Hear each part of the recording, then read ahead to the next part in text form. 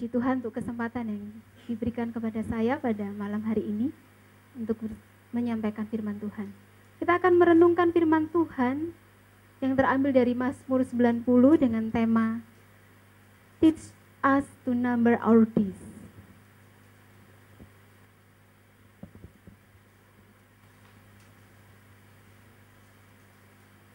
Mazmur pasal yang ke-90 kita akan membaca semua ayatnya.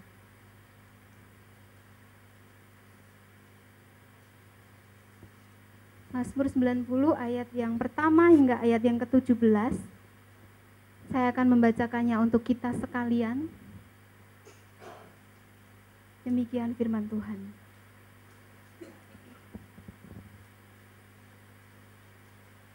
Allah tempat perlindungan yang kekal.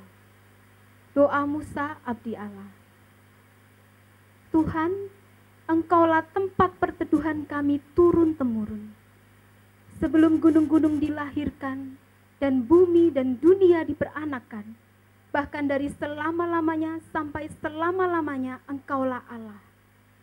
Engkau mengembalikan manusia kepada debu dan berkata, kembalilah hai anak-anak manusia, sebab di matamu 1000 tahun sama seperti hari kemarin apabila berlalu, atau seperti suatu giliran jaga di waktu malam.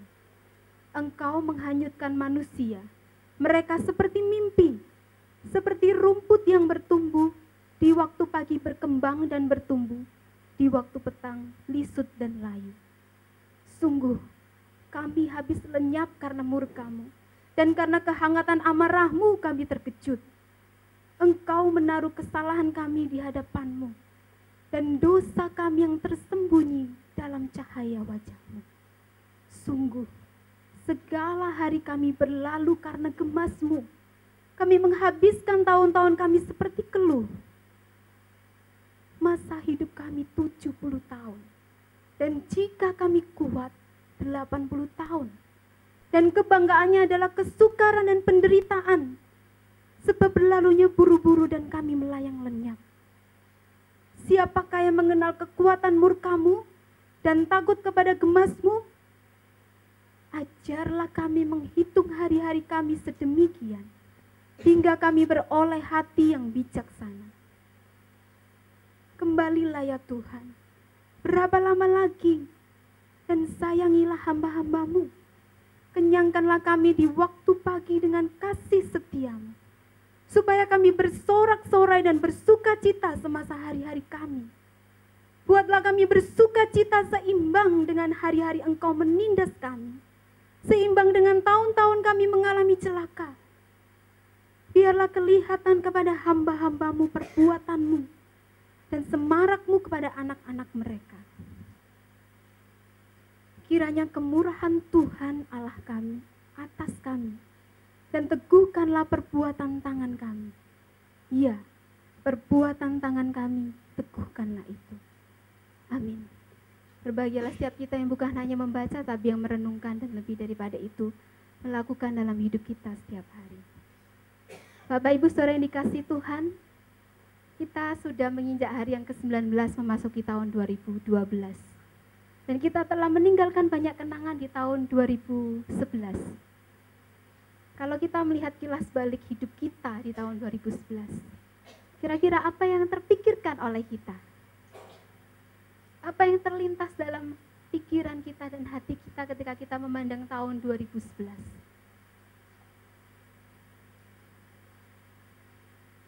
Saya mencoba mengingat kembali peristiwa-peristiwa berkaitan dengan bencana alam di tahun 2011. Ada beberapa hal yang terjadi di sana. Menurut survei tahun ini lebih mendingan daripada tahun 2010. Kalau kita ngomong tentang bencana alam. Saya melihat satu berita gitu ya, ulasan tentang kilas balik itu. Terjadi banjir di tahun 2011 itu sebanyak 403. Ini urutan paling teratas bencana alam di Indonesia. Kemudian urutan yang kedua itu kebakaran. Yang ketiga puting beliung. Ada gempa bumi, letusan gunung Merapi, kecelakaan transportasi ya. Ini rating yang teratas dan saya tidak mengurutkan setelah itu apa gitu ya. Nah, saudara-saudara, Ini ada gambar-gambar yang sempat saya ambil yang meliput bencana alam tahun ini gitu. Ya. Apa yang menjadi respon kita ketika kita dapat melewati tahun 2011? Adakah kita berkata, syukur aku nggak kena kayak gitu ya? Syukur rumahku nggak dilanda banjir, nggak dilanda gempa bumi kayak gitu? Atau apa? Untung aku nggak ada di sana, selamat aku udah pulang dari sana dan sebagainya. Itu mungkin respon orang-orang dunia ya, nggak respon kita kali ya. Ya kita nggak tahu. Atau mungkin kita berpikir EGP kayak gitu. Emangnya gue pikirin mau ada sesuatu di sana atau sesuatu di sini, yang penting hidupku aman-aman saja. Atau kita menyatakan satu ungkapan syukur kepada Tuhan karena Tuhan masih memberikan kita kesempatan untuk hidup sampai hari ini. Dan ketika kita bisa melewati tahun 2011 dengan kemurahan dan penyertaan Tuhan, kita bersyukur untuk itu.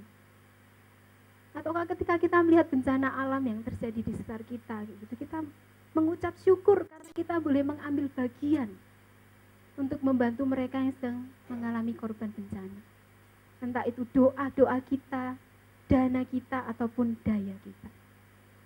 Saudara-saudara, memasuki tahun 2012, apakah yang menjadi harapan kita? Adakah harapan kita itu terletak pada kesehatan kita, pada kekayaan kita, pada pekerjaan kita yang memberikan kita kenyamanan, pada keluarga yang mengasihi kita, pada kekasih kita, mungkin yang punya kekasih, pada hal-hal yang lain mungkin. Saudara-saudara, apakah yang menjadi harapan kita ketika kita masuk tahun ini? Ataukah kita tidak memiliki harapan? Karena serasa semuanya berjalan mengalir begitu aja. Jadi tidak perlu berharap karena segala sesuatu kita punya, tercukupi dan sebagainya. Ataukah tidak ada yang dapat kita harapkan? Mungkin. Karena mungkin pekerjaan tidak menjanjikan, keluarga tidak mengasihi kita, kesehatan kita pas-pasan, kadang sakit, kadang enggak, kayak gitu ya maksudnya. Saudara, apakah pengharapan kita ketika kita memasuki tahun 2012 itu benar-benar hanya terletak kepada Allah dan janji-janji Allah?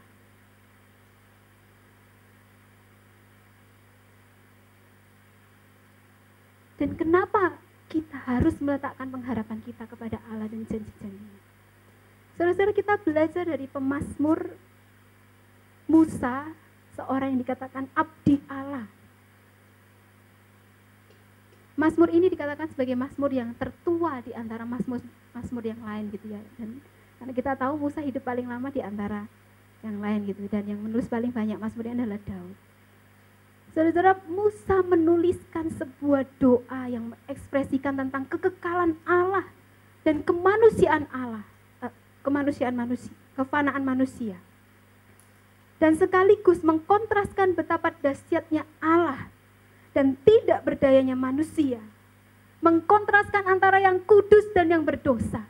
Mengkontraskan antara kehidupan dan kematian. Saudara-saudara, Musa sebagai seorang abdi Allah mengalami penyertaan Tuhan selama hari-hari dalam hidupnya. Kalau kita mempelajari kehidupan Musa, kita mendapati bahwa Musa mengalami 3 tahap kehidupan. Ada 3 masa 40 tahun. Masa 40 tahun pertama adalah ketika dia berada di Mesir dan menjadi anak putri Fir'aun, mengalami segala kemewahan dunia.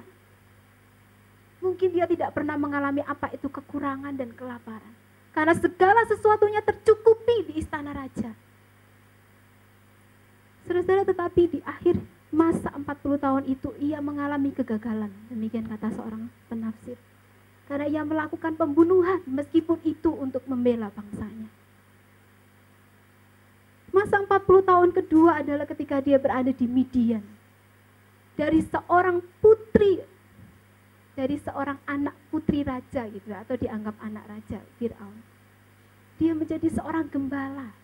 Dari istana turun derajatnya kayak gitu ya. Bukan tinggal di istana tetapi menjadi seorang gembala, berarti ada di kawanan ternak. Dan pekerjaan seorang gembala adalah pekerjaan seorang yang sangat hina pada waktu itu. Status Musa berubah 180 derajat. Dari seorang kaya menjadi seorang yang miskin. Dan itu mengajarkan Musa tentang kesederhanaan. Dan lebih daripada itu, Musa belajar tentang kerendahan hati. Itu dikatakan mengapa Musa dirujuk sebagai seorang nabi yang rendah hati. Nabi yang memiliki karakter yang rendah hati. Masa 40 tahun yang ketiga adalah ketika dia dipanggil Tuhan. Dalam satu waktu ketika dia menggembalakan domba, kemudian dia bertemu dengan semak belukar yang menyala. Dia dipanggil Tuhan gak tanggung-tanggung ya, menjadi seorang pemimpin bangsa Israel. Suatu tanggung jawab yang besar dan belum pernah ada. Saudara-saudara, menggembalakan umat yang mungkin nurut, oke-oke aja mungkin biasa ya. Tetapi ini menggembalakan satu umat yang Musa pun tidak kenal sebelumnya. Umat yang ternyata tegar tengkuk di hadapan Allah. Yang sering memberontak kepada Allah dan yang juga sering bersungut-sungut kepada Musa. Umat yang gak mau nurut sama Tuhan. Dan gak mau nurut sama Musa tentunya. Saudara-saudara, bahkan Musa di dalam kepemimpinannya tidak mendapatkan apresiasi yang baik dari umat Israel. Seringkali Musa diperhadapkan pada saat ketika dia dilontari batu kayak gitu, hampir dibunuh dan sebagainya, tapi Tuhan menyertai Musa, melindungi Musa. Tetapi dalam masa-masa itu pun Musa bersabar dan setia sampai akhir di dalam pelayanannya. Dan walaupun pada akhirnya ia tidak dapat memasuki tanah perjanjian karena dosa yang diperbuatnya. Saudara-saudara, itu masa hidup Musa yang dikatakan seorang abdi Allah. Yang diakui juga di dalam kitab perjanjian lama. Saudara-saudara, mengapa Musa menuliskan doa ini? Apa yang menjadi latar belakang dari penulisan doa ini? Diperkirakan doa ini ditulis oleh Musa setelah bangsa Israel gagal untuk beriman kepada Allah dan memberontak kepada Allah dalam bilangan 13-14. Di sana dikatakan, kalau saudara-saudara menyelidikinya, ketika ada 12 orang pengintai yang diutus untuk mengintai tanah Kanaan, ada 10 orang yang mengatakan hal yang buruk dan hanya 2 orang yang mengatakan hal yang baik tentang kondisi Kanaan, yaitu Yosua dan Kaleb. Dan ketika itu bangsa Israel tidak mau beriman untuk melangkahkan kaki menuju tanah Kanaan, tapi justru bersungut-sungut dan mau melontari Musa dengan batu. Mereka memberontak kepada Tuhan. Saudara-saudara, dalam peristiwa tersebut bangsa Israel kemudian dihukum Tuhan. Mereka dihukum Tuhan selama 40 tahun.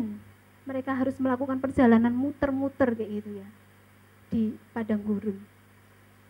Dikatakan di sana bahwa sampai generasi mereka yang paling tua, generasi mereka yang melihat mujizat Tuhan, mengalami penyertaan Tuhan, itu mati di padang gurun. Dan hanya orang yang berusia 20 tahun ke bawah yang diizinkan masuk ke tanah perjanjian. Saudara-saudara, pada saat itu di Kades Barnea, ketika peristiwa itu terjadi, Musa menuliskan doa ini. Setelah peristiwa itu terjadi, Musa menuliskan doa ini. Saudara-saudara, bisa bayangkan perasaan Musa yang pada waktu itu bercampur aduk. Apa yang membuat Musa bersabar dan tetap setia melayani bangsa Israel? Mungkin kalau kita diperhadapkan pada pertanyaan ini, apa yang membuat kita tetap setia melayani Tuhan di tengah-tengah segala tantangan kesulitan yang kita hadapi? Mungkin orang-orang yang kita layani seperti umat Israel yang tegar tengkuk, atau enggak kak, enggak sampai seperti itu gitu ya. Oh enggak Mar, yang saya alami mungkin enggak sampai separah bangsa Israel gitu ya. Mereka manis-manis, lucu-lucu, nurut-nurut, enggak ada yang enggak nurut kayak gitu ya. Saudara-saudara, apa yang membuat Musa tetap bersabar dan setia melayani Tuhan? Kita melihat di dalam doa yang diungkapkannya dalam Mazmur 90 ayat 1 dan 2. Dikatakan di sana bahwa Musa mengenal Allah sebagai tempat perteduhan yang kekal. Dikatakan dari generasi ke generasi. Allah itu tempat perteduhan yang kekal. Dan bukan hanya itu saja, di ayat yang kedua dikatakan bahwa sebelum gunung-gunung dilahirkan dan bumi dan dunia diperanakkan, bahkan dari selama-lamanya sampai selama-lamanya, Engkau lah Allah. Ini berarti bahwa sebelum dunia itu ada, Tuhan ada.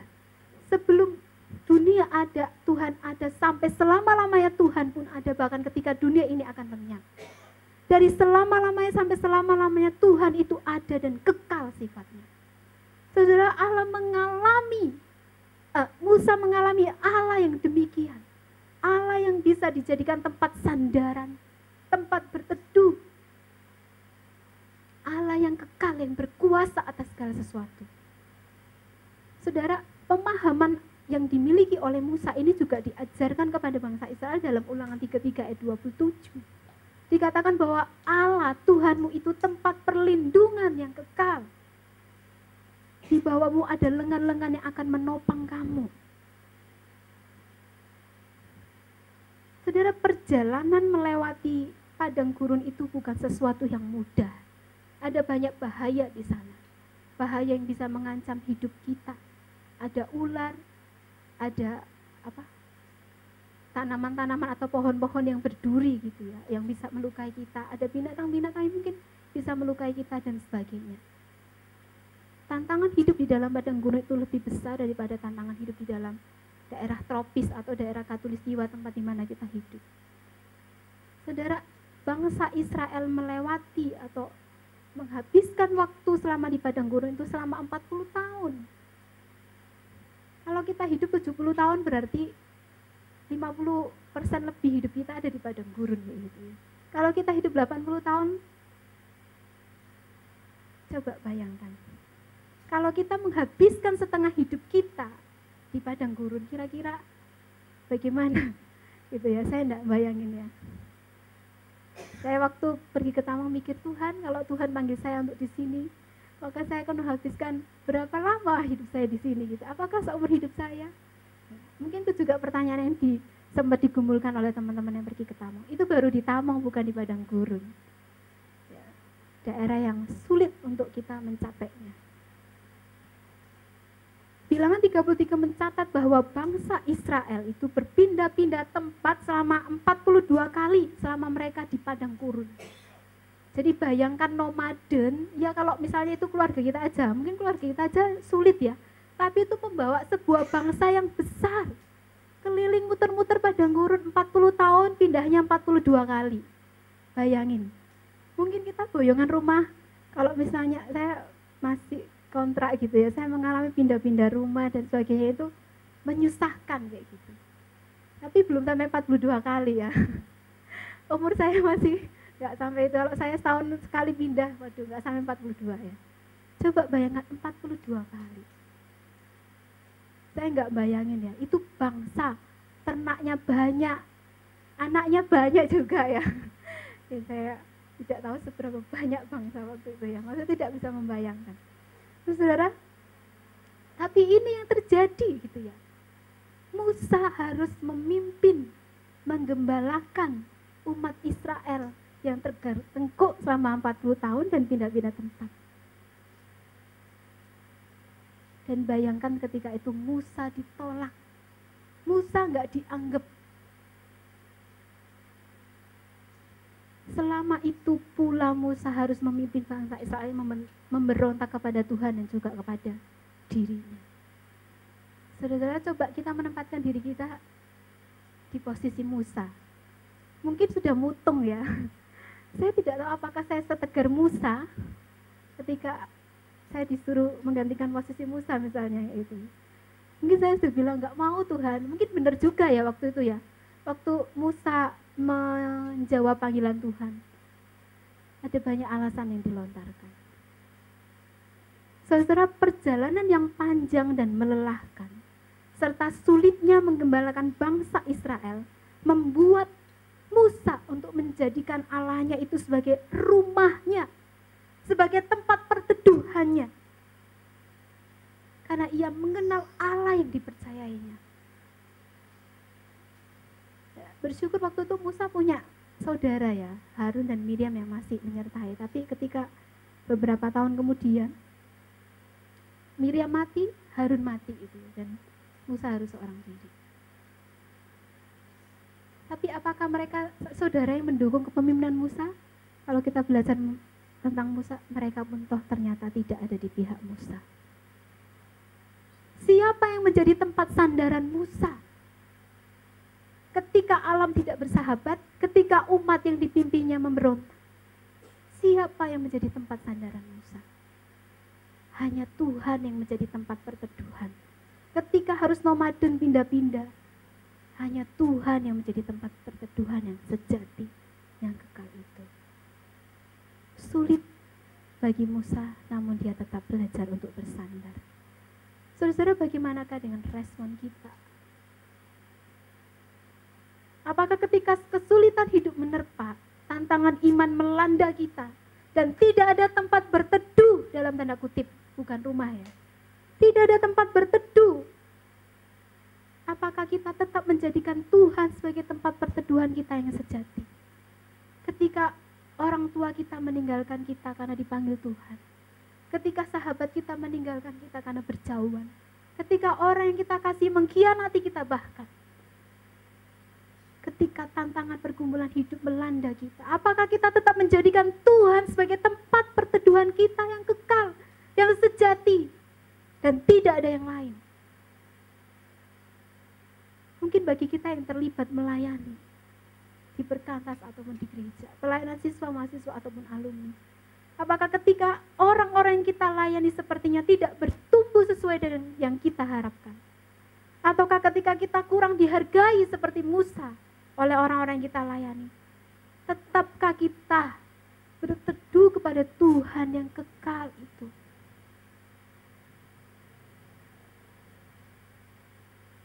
Musa melakukannya. Musa menjadikan Allah sebagai tempat perteduhan yang kekal. Karena ia mengenal Allah yang patut untuk dipercayai. Memasuki tahun ini mungkin ada banyak hal yang menjadi ketakutan, kekhawatiran kita.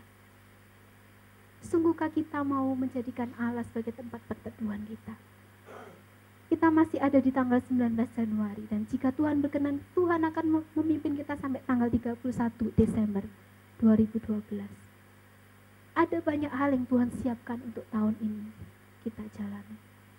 Mungkin ada suka, ada duka, ada kehilangan, ada kelimpahan, ada kekurangan.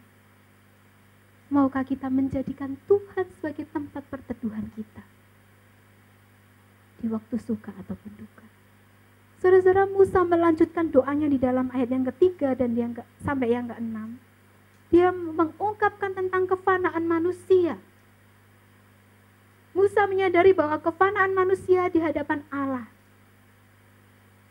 Manusia itu seperti debu, tidak berarti. Dan Tuhan bilang, kembalilah hai anak-anak manusia.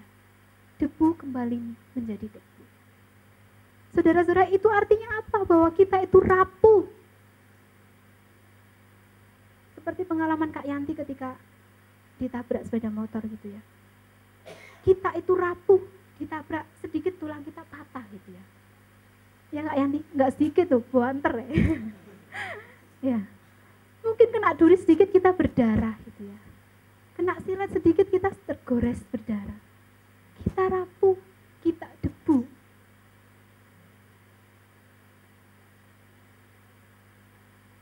Dan itu mengungkapkan bahwa kita tidak berarti, kita tidak berharga. Kita bisa hidup hari ini tapi besok kita tetap hidup, kita tidak tahu.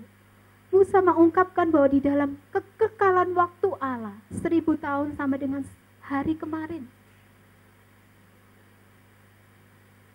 Atau seperti suatu giliran jaga. Giliran jaga konteksnya bangsa Israel itu selama 4 jam ya. 4 jam ganti, 4 jam ganti.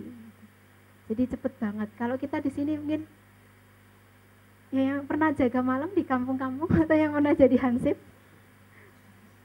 yang jaga Kak Yanti semalaman di rumah sakit ya. Ya saudara-saudara, seperti itu. Untuk mengungkapkan bahwa itu cepat berlalu. Pagi sudah menjelang, tiba-tiba sudah petang, malam. Musa menyadari bahwa manusia yang fana dapat lenyap seperti mimpi ketika kita tertidur lalu bangun. Mimpi apa tadi? Lupa kayak gitu ya. Dan seperti rumput itu punya waktu dia bertumbuh gitu ya, lapisan tanahnya itu sedikit. Maka dikatakan ketika pagi dia bertumbuh, ketika petang dia lisut dan layu, kena matahari sudah hilang itu ya. Sari-sari sumber-sumber makanannya itu udah kering kayak gitu. Nah, saudara-saudara, seperti itu kefanaan manusia. Ketika saya merenungkan firman Tuhan ini gitu ya, dan ketika membaca bahasa Inggrisnya itu seperti lebih nancep gitu ya. Saya sampai terharu, nangis membaca doa Musa. Saya menyadari waktu merenungkan hal ini bahwa manusia itu tidak berarti. Man is nothing. Hidup saya itu tidak berarti apa. Hidup saya kosong, tidak berarti. Hidup saya debu. Hidup kita debu. Kita tidak berarti apa-apa di hadapan Tuhan. Kita hanya ciptaan. Mungkin kalau manusia dibandingkan dengan gunung, ya kita mungkin titik tok gitu ya, maksudnya setitik aja gitu. Kalau manusia pergi ke luar angkasa gitu ya, astronot melihat bumi begitu kecil, apalagi manusia, titik aja mungkin nggak ada kayak gitu ya. Titik bukan sedikit ya, titik temannya koma. Nah, saudara-saudara, apa yang dapat kita banggakan ketika kita menyadari bahwa hidup kita tidak berarti, hidup kita fana. Jika semua yang kita miliki, kekayaan, kesehatan, keluarga, pekerjaan, pelayanan, semua yang kita miliki itu lenyap, apakah yang menjadi arti hidup kita? Kalau kita menyandarkan hidup kita kepada hal itu. Saudara-saudara, mungkin ada banyak hal yang kita alami atau orang lain alami yang mirip dengan hal ini. Kalau kita sampai hari ini diberikan hidup oleh Tuhan, diberikan kesempatan masuk 2012 dan sampai kepada tanggal ini, tanggal 19, kita menyadari bahwa hidup itu adalah anugerah Tuhan. Dan ketika hidup itu adalah anugerah Tuhan, maka ada anugerah Tuhan di dalam diri kita untuk kita berkarya bagi kemuliaan Tuhan.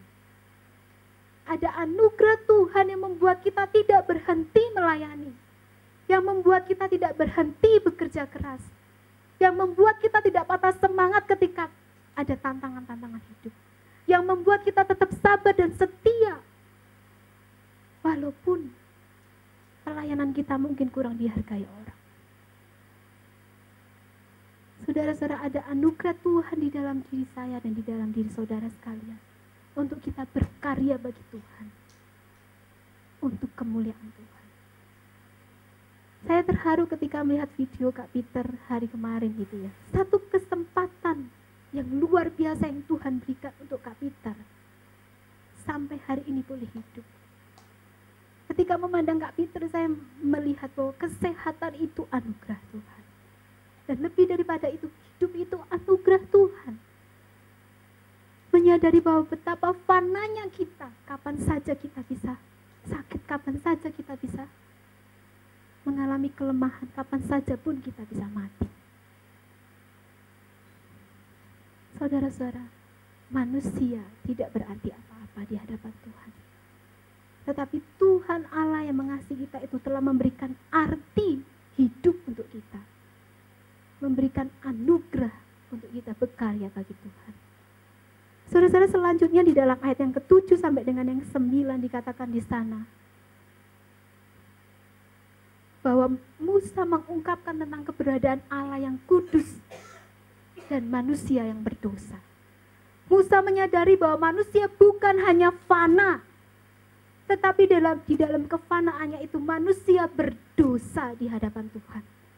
Dosa manusia itu tidak tersembunyi di hadapan Tuhan. Kalau kita melihat ayat 8, Engkau menaruh kesalahan kami di hadapan-Mu. Dan dosa kami yang tersembunyi, yang mungkin orang lain tidak tahu, yang mungkin hanya ada dalam hati dan pikiran kita, itu di dalam cahaya wajah Tuhan. Berarti dosa kita itu begitu jelas. Dan Allah itu melihat dengan teliti setiap dosa yang kita lakukan. Saudara-saudara, waktu saya membaca ayat ini beberapa kali gitu, saya merinding gitu ya.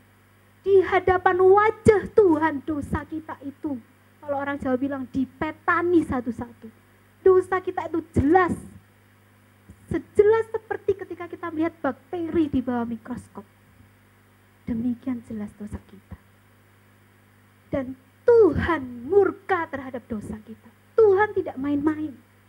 Tuhan cicik terhadap dosa kita. Ya, saya mengatakan bahwa kesalahan kami seperti kain kotor. Saudara, Musa sangat memahami tentang pemberontakan bangsa Israel kepada Tuhan dan murka Tuhan kepada mereka.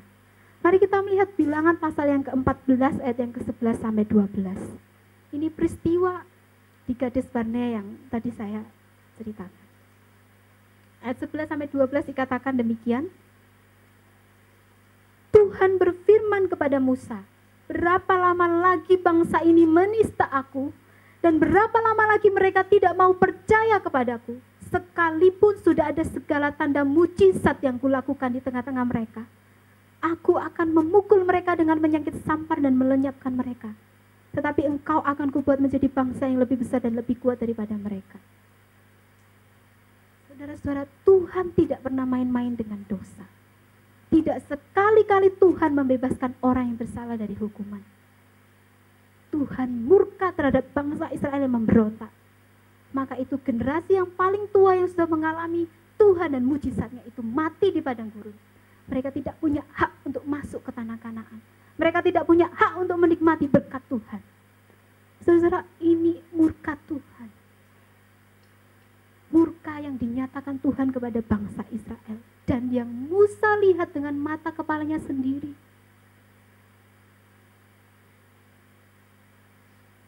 Saudara-saudara, adakah dosa-dosa yang masih kita bawa di tahun 2012? Yang kita sulit tinggalkan. Tuhan minta hati kita.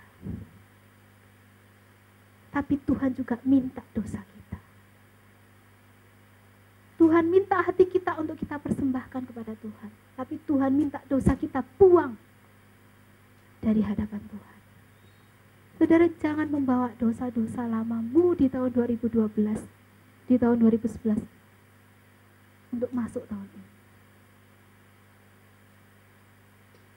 Saudara-saudara, tidakkah kita takut akan murka Tuhan? Dan tidakkah kita menghargai karya salibnya yang sudah kita alami? Ingatlah bahwa Tuhan memberikan kita kuasa untuk menjadi anak-anak Tuhan. Apa artinya Tuhan memberikan kita kuasa untuk menjadi anak-anak Tuhan? Bahwa kuasa itu juga memampukan kita untuk hidup berkemenangan atas dosa. Bahwa kuasa itu membuat kita juga bisa menyatakan hidup yang saleh, yang kudus. Hidup yang memuliakan Tuhan.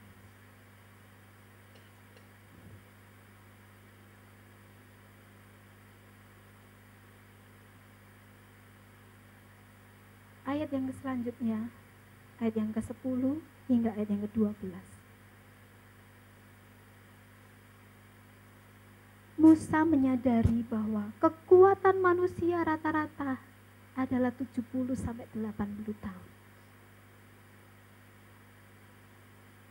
Dan dikatakan di sana, dan kebanggaannya dari hidup yang begitu singkat adalah kesukaran dan penderitaan. Saudara, kenapa tidak dikatakan bahwa kebanggaannya adalah ketika mereka mendapatkan kelimpahan berkat Tuhan? Kebanggaannya adalah ketika mereka merasakan pemeliharaan Tuhan dan penyertaan Tuhan. Kenapa dikatakan kebanggaannya adalah kesukaran dan penderitaan? Bukankah itu sesuatu yang manusia tidak suka? Tetapi Musa mengatakan kebanggaan hidup yang hanya 70 atau 80 tahun itu adalah kesukaran dan penderitaan. Karena di dalam kesukaran dan penderitaan itu, kita makin bersandar kepada Tuhan.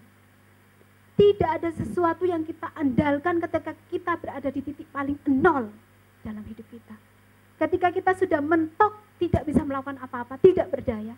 Tidak ada sesuatu yang kita andalkan. Hanya Tuhan.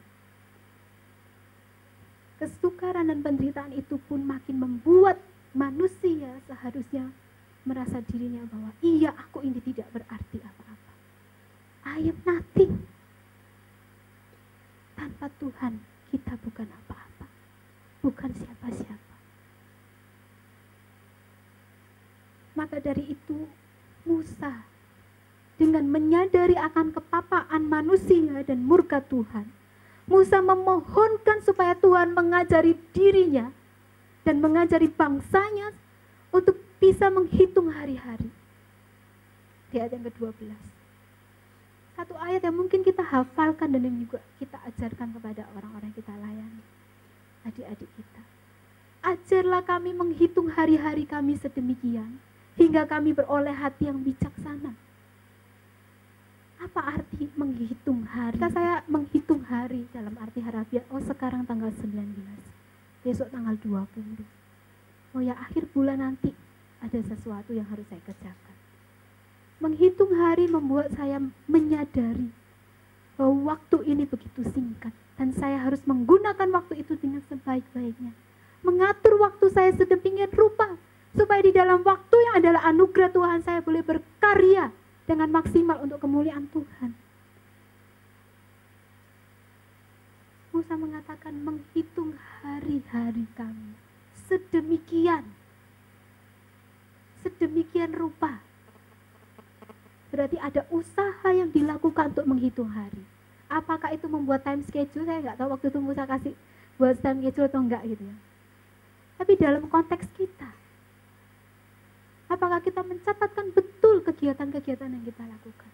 Dan lebih daripada itu, apakah kita betul-betul melibatkan Tuhan di dalam segala sesuatu yang kita lakukan? Musa merindukan bahwa ketika dia menghitung hari-hari itu, dia memperoleh hati yang bijaksana. Hati yang bijaksana adalah hati yang takut akan Tuhan. Bukan hanya sekedar ayat hafalan, yang bukan hanya sekedar kata-kata, tetapi yang menjadi doa kita yang sungguh-sungguh kita naikkan di hadapan Tuhan. Tuhan, ajarlah aku. Berarti di situ ada ketidakmampuan kita untuk memanage waktu. Membutuhkan hikmat Tuhan, membutuhkan kekuatan Tuhan untuk kita menghitung hari-hari kita sedemikian rupa supaya kita beroleh hati yang bijaksana, hati yang takut akan Tuhan, yang melakukan apa yang Tuhan mau, bukan apa yang kita mau. Saudara-saudara, selanjutnya di dalam doa Musa di ayat yang ke-13 sampai 17. Musa memohonkan belas kasihan Tuhan atas bangsa Israel, hamba-hambanya. Ketika Musa sudah menyadari tentang siapa Allahnya, tempat perteduhan yang kekal, dan Musa menyadari tentang kefanaan manusia, keberdosaan manusia, dan kekudusan Allah. Dan Musa pun menyadari tentang kemurkaan Allah terhadap dosa manusia. Setelah dia melihat semuanya itu, melihat bangsanya memberontak kepada Tuhan dan kepada dirinya, satu hal yang Musa tidak lupa, bahwa Allah yang murka itu adalah Allah yang panjang sabar. Bahwa Allah yang adil itu juga Allah yang punya kasih. Dan di dalam seluruh pemahaman yang dia miliki, Musa berdoa memohonkan belas kasihan Tuhan. Dia mengatakan Israel sebagai hamba-hambanya Tuhan. Orang yang dekat dengan Tuhan, orang yang dikasihi Tuhan.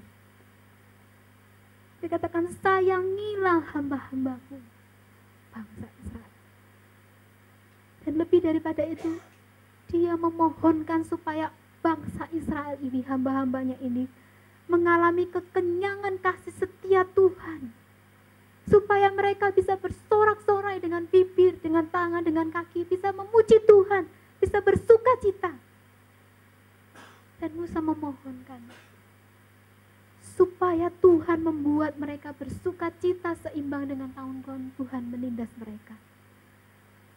Hari-hari Tuhan menindas mereka.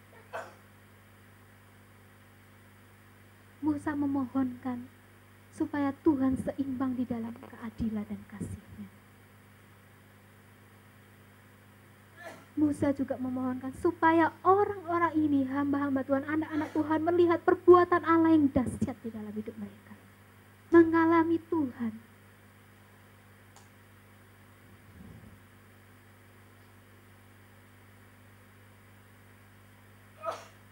Musa memohonkan agar Tuhan pun meneguhkan perbuatan tangan mereka.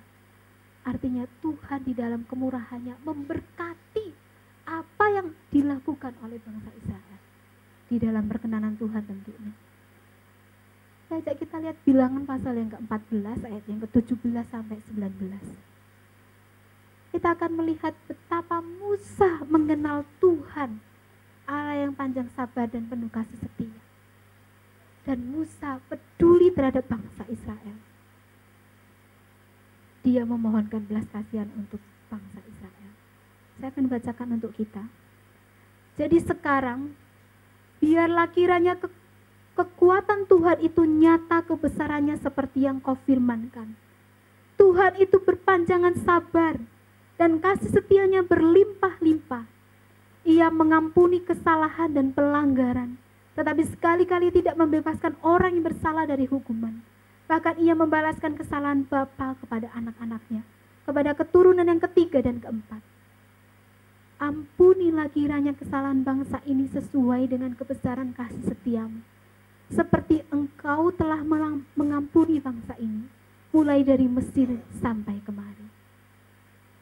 Saudara-saudara, pemahaman Musa tentang Allah itu lengkap. Dia memahami Allah yang adil di dalam murkanya terhadap dosa.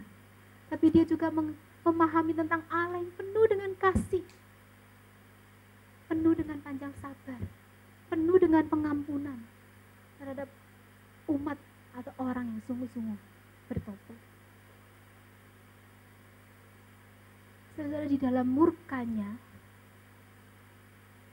di dalam murka Allah terhadap dosa manusia, Tuhan Allah tetap menyatakan belas kasihannya kepada anak-anaknya yang sungguh-sungguh bertobat.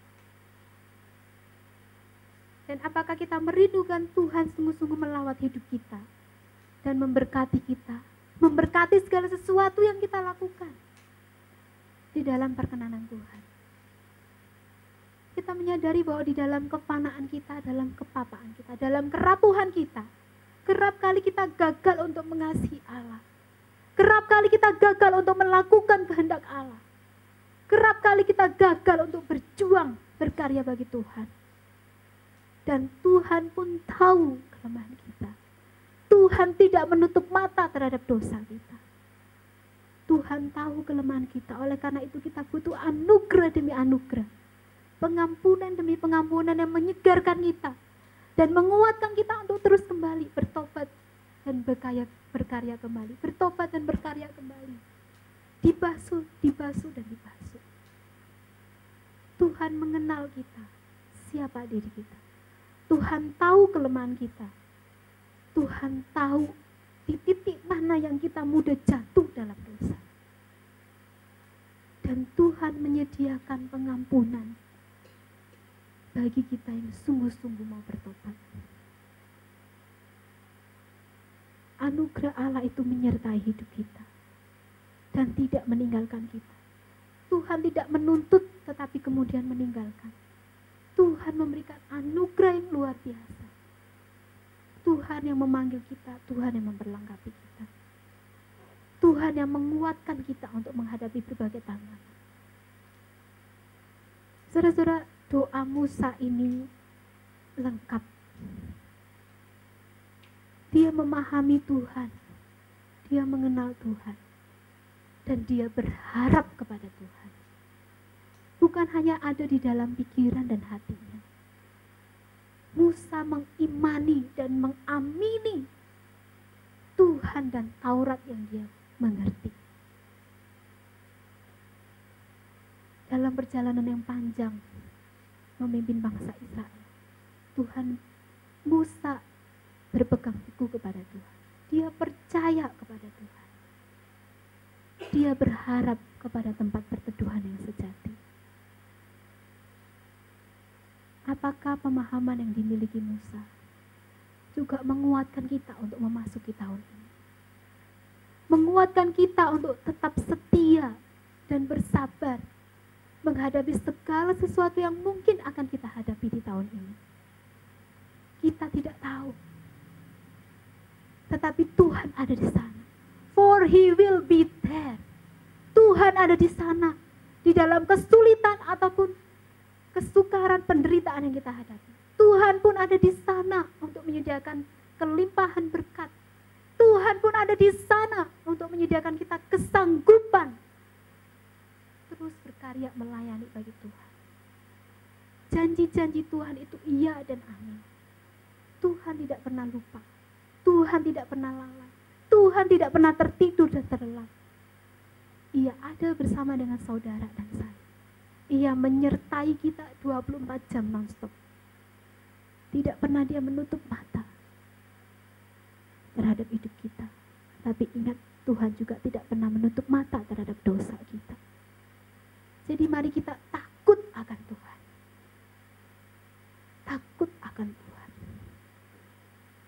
Mari kita belajar menghitung hari-hari kita sedemikian supaya kita beroleh hati yang bijaksana.